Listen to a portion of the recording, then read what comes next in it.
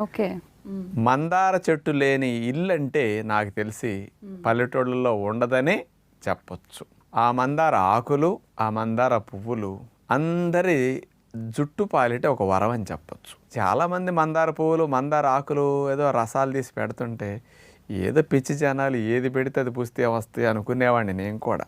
కానీ ఏంటి ఇంతంతమంది మందార మందార మందార ఎవరి నోటిన్నా మందార అంటున్నారని దాన్ని అసలు సైంటిఫిక్ స్టడీస్ ఏమైనా ఉన్నాయా, ఎవరైనా చేశారా అని వెరిఫై చేసాం. ఓకే. 40 పరిశోధన పత్రాల యొక్క సారాంశాన్ని అమెరికా దేశం వారు 2015 సంవత్సరంలో రట్గర్స్ యూనివర్సిటీ యుఎస్ఏ వారు వాళ్ళు ఇచ్చినవి. ఇంకొక స్పెషల్ది తెల్ల జుట్టు రాకుండా నలుపుగా ఎక్కువ రోజులు ఉండేటట్టు మందారాకులు చేస్తున్నాయని central leather research institute Chennai వారు 2003 సంవత్సరంలో పరిశోధన చేసి మందారాకుల మీద స్పెషల్గా ఇవ్వటం జరిగింది.